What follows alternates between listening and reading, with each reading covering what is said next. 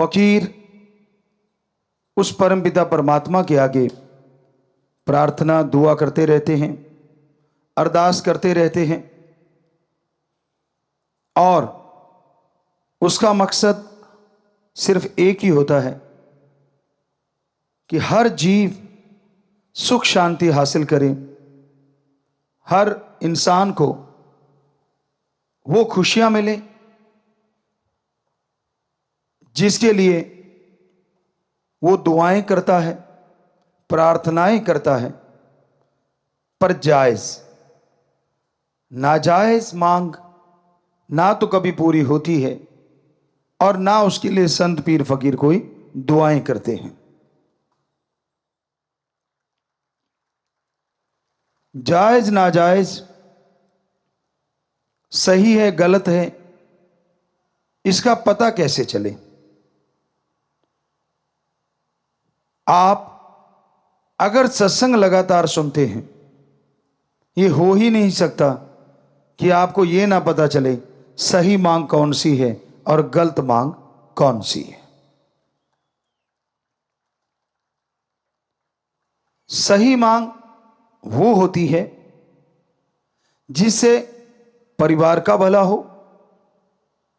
समाज का भला हो, देश का भला हो और संसार का भला हो। सही मांग वो भी होती है शरीर का भला हो, आत्मा का भला हो और दिमाग में शांति रहे, संतोष धन आए, मन ना भटकाए, माया ना छलिया बने, काम वासना क्रोध लोभ मोह अहंकार तंग ना करें। ये सारी प्रार्थनाएं जब की जाती हैं तो परमपिता परमात्मा की दरगाह में मंजूर होती हैं।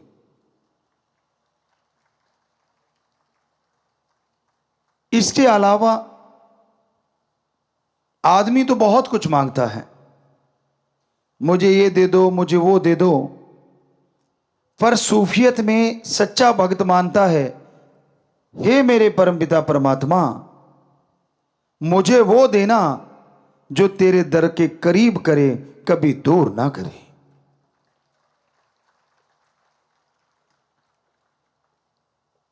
बहुत धन दौलत आ गई लोगों के पास, ऐशो आराम के साधन हो जाते हैं, और कमी यह आ जाती है कि वो परम पिता परमात्मा से दूर हो जाते हैं। तो आज यही कि मांगना कैसे है और किससे मांगना है। वैसे तो समाज में रहते हुए आप समाज से मांगते रहते हैं, लेन देन चलता रहता है, पर वो स्वस्थ तरीके से लेन देन हो। जुबान के पक्के बनो, और जो जुबान के पक्के होते हैं उन पे ही समाज में विश्वास किया जाता है, यकीन किया जाता है। जो जुबान के कच्चे होते हैं, घर वाले यकीन नहीं करते, समाज तो क्या करेगा। पुराने समय में हमारे भारत में यह संस्कृति रही है कि दो दोस्त एक दूसरे को जुबान दे देते थे छोटे छोटे बच्चों के लिए कि भाई अपनी दोस्ती है, तेरा बेटा और मेरी बेटी की शादी आपस में करेंगे ताकि ये रिश्ता और मजबूत हो जाए। तो दोनों हाथ मिलाया या यूं कह दिया कि हाँ पक्का, और फिर 100% वो पक्का होता था, उसमें कच्चापन नहीं आता था। आज पहली बात तो जुबान ही नहीं रही, जुबान करके लोग मुकर जाते हैं। दूसरी बात, जुबान को छोड़ो, लिखा हुआ मुकर जाते हैं। ऐसा टाइम है, ऐसा समय है। प्यारी साध संगत जियो, इंसान जब मांगने बैठता है उसे यह लगता है कि मैं तो जायज ही मांगता हूं, नाजायज मांगता नहीं। आप उस बच्चे की तरह हो जो छोटे से होता है, बिल्कुल छोटी सी उम्र में सांप को देख के कहता है मैंने पकड़ना है, कोयले को देख के कहता है मैंने खाना है। तो क्या अच्छे माँ बाप आप में से अपने बच्चों को वो खिला देंगे? क्या आप अपने बच्चे के हाथ में सांप पकड़ा देंगे? कभी नहीं। तो परम पिता परमात्मा तो आपकी आत्मा का मां बाप है, आपकी आत्मा का साईं है। आप नाजायज मांगेंगे तो वो आत्मघात के लिए कभी भी आपको नहीं देगा, अगर आप भक्त हैं। और अगर मालिक को लगता है कि आपके लिए सही है, लगता नहीं, वो तो जानता है, तो पल में वो आपकी इच्छा चुटकियों में पूरी कर देगा। पर कई बार होता है, आदमी कहते हैं ये मांग तो हमारी सबसे श्रेष्ठ और जायज। आप नहीं समझ सकते, वो मांग जायज है, सर्वश्रेष्ठ है, 100% सच। और मालिक अल्लाह राम 100% पूरी भी करता है, लेकिन थोड़ा आगे पीछे होता है। तो उसमें घबराओ नहीं, बल्कि सुमरन, अखंड सुमरन सेवा में लगे रहो, इबादत करते रहो, भक्ति करते रहो। तो यकीन मानो वो भक्ति के बदले आपकी वो जायज मांग ही पूरी नहीं होगी, भक्ति का फल भी आपके अकाउंट में जमा हो जाएगा। क्योंकि उसने इस बहाने आपको पता नहीं क्या क्या बख्श देना है। आप अपने सतगुरु से प्रीत करते हो, यानी ओम हरि अल्लाह राम से, या गुरु पीर फकीर से प्रीत रखते हो, उसके लिए तड़फते हो और सुमरन करते हो कि मेरी क्यों नहीं सुनता।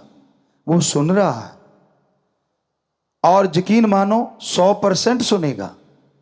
लेकिन आप सुमन कर रहे हो, उससे वो आपके कुलों का उद्धार किए जा रहा है, जो आपको पता नहीं चलता। आने वाले बुरी वक्त की तपिश से वो आपको बचाए जा रहा है। आने वाली तेज गर्म हवाओं से वो ढाल बन के आपके सामने खड़ा हुआ है।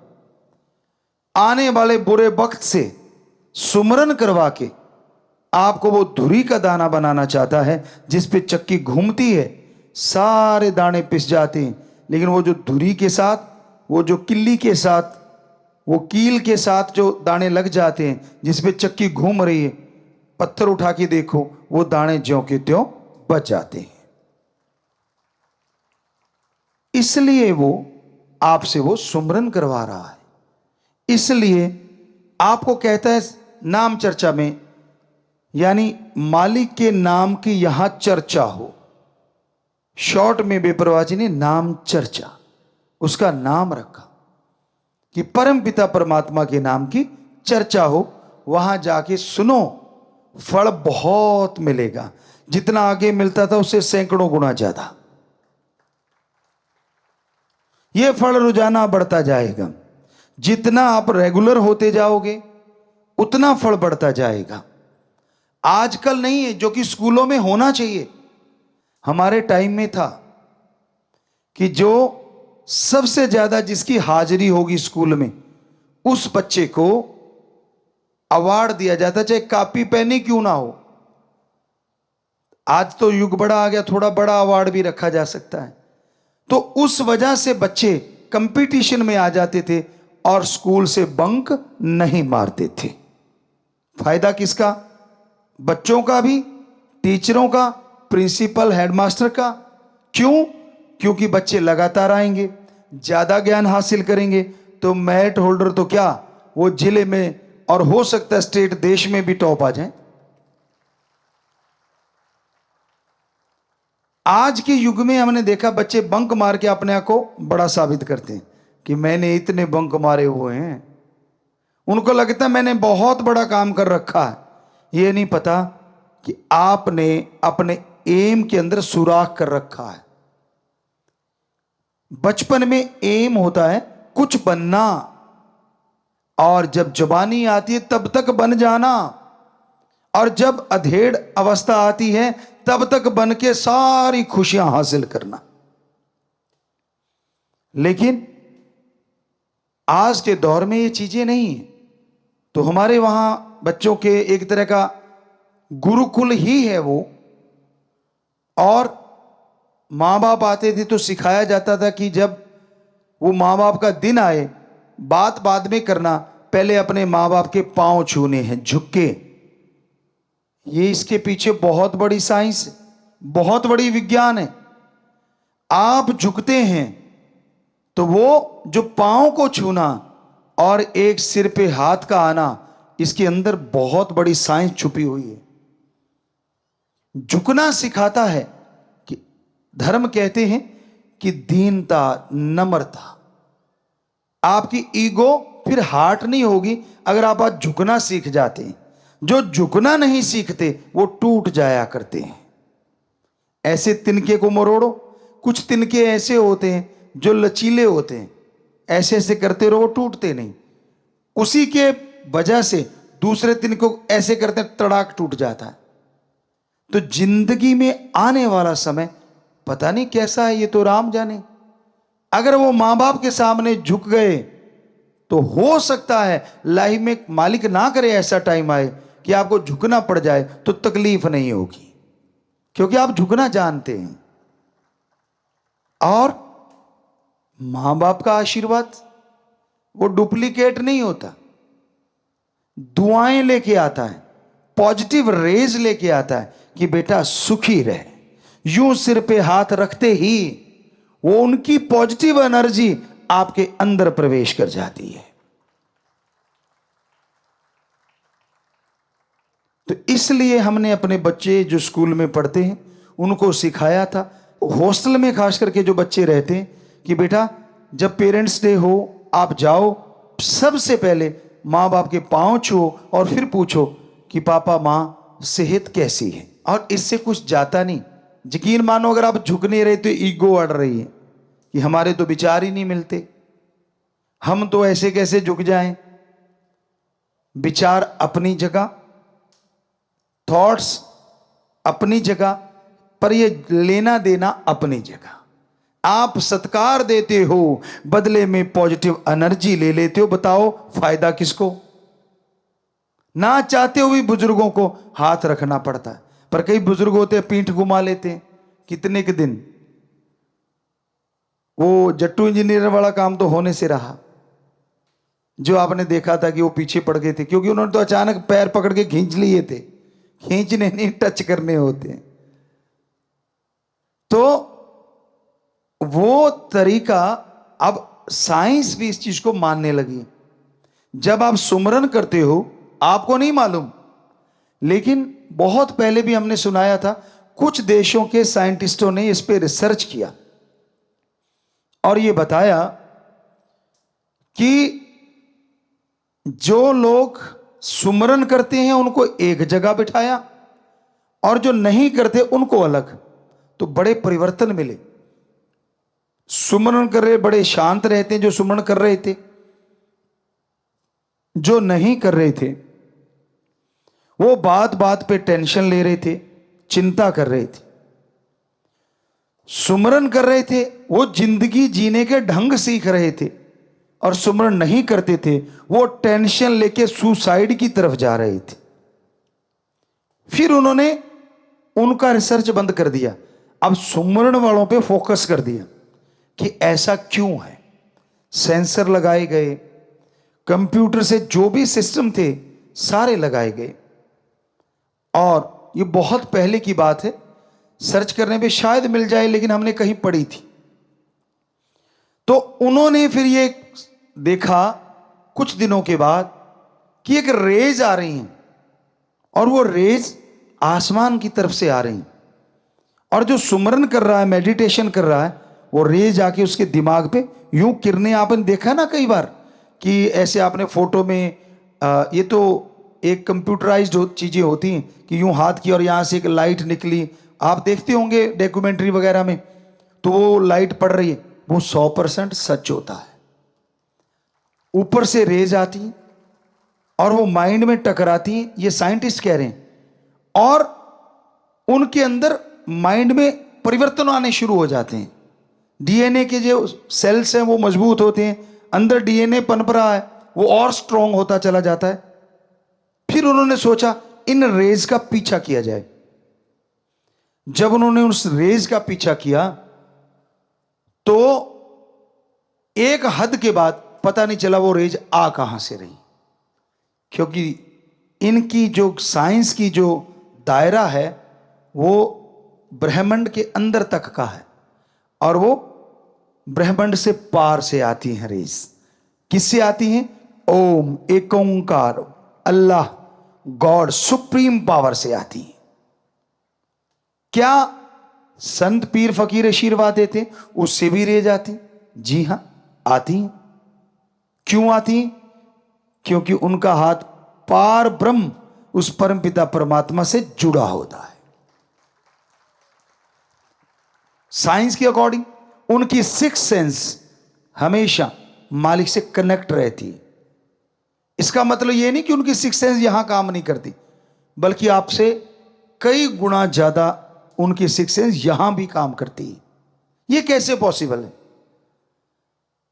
यही वो अनसुलझी पहेली है जिसे साइंस शायद ही कभी सुलझा पाए, पर धर्म सुलझाते हैं।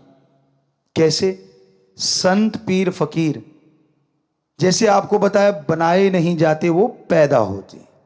फर्स्ट जब वो आत्मा गर्भ में आती तो परम पिता परमात्मा के अंश तो सारी आत्माएं होती हैं, पर वो उस मालिक से डायरेक्ट उस बॉडी में आती। बाकी जन्म भोग के आती, 84 लाख जूने भोग के आती। पर जो संत आज से पहले हमारे महापुरुष हुए, जितने भी संत सच्चे रूहानी सूफी संत आए, बहुत आए सारे धर्मों में, वो डायरेक्ट उस ओम का अंश होते हैं, ना कि जन्मों मरणों में घूमी हुई आत्मा होते हैं। तो अब पता नहीं 84 लाख जूनियों में कितने बार चक्कर लगा चुकी आत्मा। एक तो वो है मनुष्य के शरीर में, और एक वो है जिसे भगवान ने डायरेक्ट अपना अंश बना के भेज दिया। तो नेचुरली वो जो घूम घुमा के आई है, वो तो संचित कर्म इकट्ठे किए बैठी है। उनको भोगते भोगते कभी गुस्से हो जाती है, कभी सतगुरु राम से भी मुनकर, कभी कुछ कभी कुछ कभी कुछ। पर वो जो संतों की आत्मा इस बॉडी में होती है, वो परम पिता परमात्मा का प्योर और ओरिजिनल वो अंश होती है जो शरीरों में बाकी में गई नहीं, डायरेक्ट मनुष्य शरीर में आती है। इसलिए वो क्योंकि डायरेक्ट आई है तो उसका कनेक्शन भी गर्भ में भी मालिक से डायरेक्ट होता है। बाहर तो छोड़ो, आप कनेक्शन डायरेक्ट है। तो जब वो आशीर्वाद या वो बात कहें या वो आंखों से निहार दें, असर किन पे पड़ता है? इन रेज का। जो झोली फैलाए बैठा है, दीनता, नम्रता जिसके गहने हैं, जो 100% संतों के गुरु के वचनों को मानता है, ना कि नजायज फायदा उठाने के लिए आया, वो नहीं। जो अपने पीर फकीर से दृढ़ यकीन रखता है। इसलिए हमने आपसे हमेशा दो ही तोहफे मांगे, वचनों पे पक्के रहो और दृढ़ यकीन रखो, तो नेचुरली प्रीत बढ़ेगी। और फिर आप देखोगे कि एक नजर भी अगर टकरा गई तो पता नहीं क्या से क्या दिखा दे। ये हमारी कोई औकात नहीं, ये तो उस परमपिता परमात्मा की हम रहमत कृपा बता रहे हैं कि ये उसने किया होता है। वो कौन से शरीर को चुनता है, ये भी उसका काम होता है। तो इसमें हमारा तो कोई काम नहीं रहा ना, किसी भी संत का कोई काम नहीं होता। ये सारा उस ओम सुप्रीम पावर का काम होता है। वो ही बॉडी की रचना करता है, वो ही उस बॉडी में अपना डायरेक्ट अंश भेजता है। हो सकता है ये सवाल कभी ना कभी आप लोगों के किसी ना किसी बहन भाई के दिमागों में आए होंगे, जो आज हम आपको सुना रहे हैं, या आपकी जानकारी के लिए। क्योंकि अंदर तो आता ही है कि हम तो 84 लाख जोन भोग के आए, जोनियों में जाके आए। क्या संत पीर फकीर भी इसी को फॉलो करते हैं? कई बार ऐसी चीजें देखने को मिलती है। मान लीजिए अब संत पीर फकीर किसी को कह देते हैं कि ये बेटा कर लेना, या ये तू बीमार है तो ये ले, ऐसे कर लेना। अब दो चार और खड़े होते हैं, वो कहते हैं यार मुझे क्यों नहीं, इसको क्यों। हो सकता है बिना प्रसाद के वो अपनी निगाहों से तेरा रोग काटते, पर तेरे जची नहीं, तूने उसको उल्टा ले लिया इसलिए वो नहीं कटा। काश उसको इस तरह से ले लेता कि मुझे इसका मतलब ये है कि प्रसाद की भी जरूरत नहीं, उनका नजरे कर्म ही काफी है, तो यूं यूं यूं ठीक हो जाता। तो ये सोचने का होता है। रूहानियत बहुत गहरी है। संतों का कोई भी काम बिना वजह नहीं होता, क्योंकि वो अपने लिए नहीं जीते, वो पूरे समाज के लिए जीते हैं। वो अपने लिए नहीं जीते, परमपिता परमात्मा के लिए जीते हैं। वो उसके गुलाम होते हैं, उसके नौकर होते हैं। इसलिए कई जगहों पे महापुरुषों ने, परमपिता जी दाता रहबर ने पहली बॉडी में भी फरमाया कि परमपिता परमात्मा का काम संतों द्वारा ही सारा होता है। ये बेप्रभा जी के वचन है। तो आज आपको समझ आई ये क्यों होता और कैसे होता है। और बेप्रभा जी के लिए एक वचन हुए थे साईं मस्ताना जी उस बॉडी में, यही हम कहा करेंगे। आप कहते पर्दा रखते हो, अब तो पर्दे पुर्दे तो उठा दिए बहुत सारे। तो उस बॉडी के रूप में बेप्रभा जी ने वचन किए, अपने लिए भी थे उनके, लेकिन किए दूसरी बॉडी के लिए कि इनको देखेगा वो भी तरेगा, इनकी पीठ के दर्शन करेगा वो भी तरेगा, जो बात सुन लेगा फायदा उसको भी होगा, जो मान लेगा उसका तो कहना ही क्या है। साईं जी ने यानी मस्ताना जी रूप की वो बॉडी ने परमपिता शास्त्र नाम जी के लिए वो वचन किए। तो क्या आपकी बुद्धि सीमित है? शायद तंग दिली है आपके अंदर, शायद आपका दिमाग काम नहीं करता। वो वचन साईं मस्ताना जी की बॉडी के लिए भी थे, परमपिता शास्त्र नाम जी महाराज की बॉडी के लिए भी थे, और फिर परमपिता जी ने वचन कर दिए हम थे, हम हैं, हम ही रहेंगे। तो बिल्कुल क्लियर ही हो गया ना, बात ही खत्म हो गई।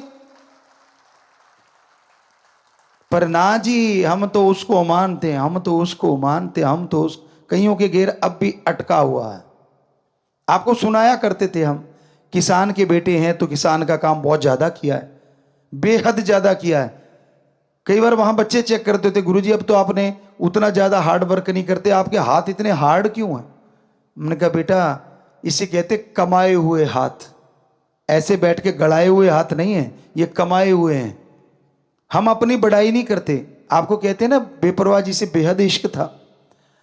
तो एक बार हम आप एक छोटी सी बात बताना चाहते हैं कि वो बॉडी कैसी हो जाती है जो सतगुरु से प्यार करती है। हमारा हमेशा चैलेंज एक्सेप्ट करने का दिल रहता था कि चैलेंज किसी ने दिया है तो उसको स्वीकार कर लेते थे।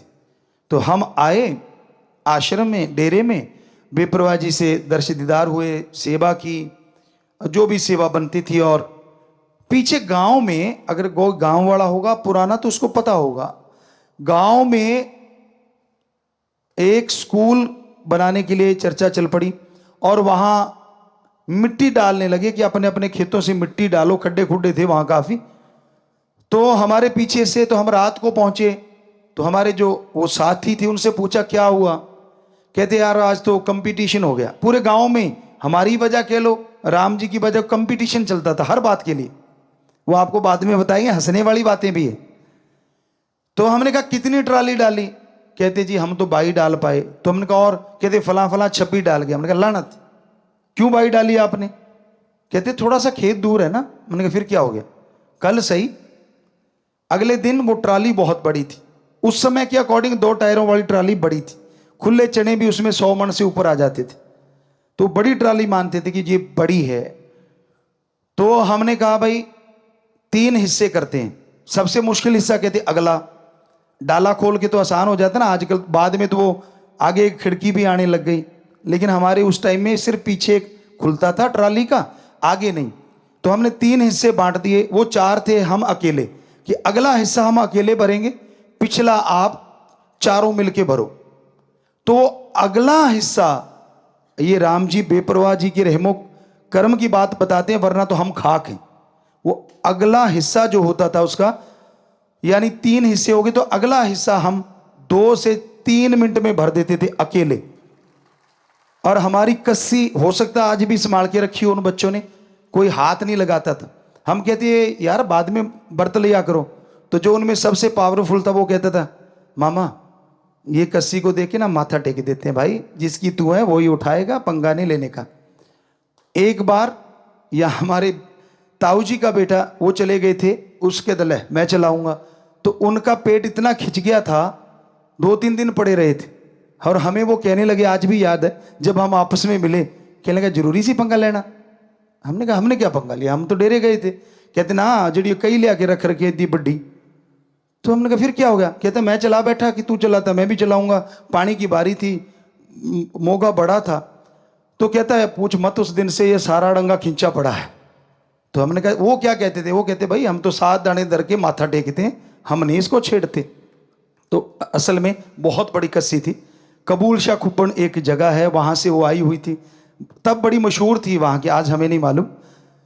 तो वो कस्सी से हम 2 से 3 मिनट में भरते थे, और वो चारों मिलके 2 हिस्से जो थे वो लगभग 10 से 15 मिनट लगा देते, वो भी तब जब हम ऊपर खड़े करते लानत आपके, हमने भर दिया, अरे क्या कर रहे हो, अरे जोर लगाओ। तो उस दिन दूसरे जो चैलेंज वाले थे उन्होंने 28 और हमने शायद 40 ट्रालियां डाली थी। तो ये कहने का मतलब बेपरवाजी का रहमो करम, दया में रहमत, दर्द यकीन हो। अब आप कहोगे जी अब हमें समझ आ गई, आप ऐसे कैसे कर लेते थे। अगर आपको समझ आ गई तो जरा सोचो, हमें कस्सी चलाने की क्या जरूरत थी, फिर फूंक मारते ट्राली भर जाती, ले जाते। बताओ है जवाब कोई आपके पास। अरे भाई तब हम इस ताकत का इस्तेमाल नहीं करते थे, जो राम जी ने ये बॉडी बनाई थी इसकी ही इस्तेमाल करते थे। ओनली ह्यूमन बीइंग, एक मनुष्य की तरह, आम इंसान की तरह। वो बेपरवाह जी ने रहमत वो कर रखी थी, उसमें कोई दो राय नहीं। लेकिन जब तक जाहिर नहीं होता शरीर, राम जी करते नहीं, तब तक वो चीजें नहीं दिखाते। हाँ उनको दिखा भी देते हैं, जिनका दर्द यकीन होता है उनको तब भी वो चीजें मिलने लग जाती हैं जो बाद में मिलती हैं। मिली लोगों को वो जानते हैं। तो हमारा आज यही बताने का उद्देश्य है कि इस तरह से अगर आप सच्चे दिल से मालिक से प्यार करोगे तो यकीन मानो कभी हारोगे नहीं। अगर पॉजिटिव रहोगे तो नेगेटिविटी नजदीक नहीं फटकेगी। हमेशा पॉजिटिव रहो, हमेशा दृढ़ यकीन रखो अपने सदगुरु पे, मालिक माला माल कर देते हैं।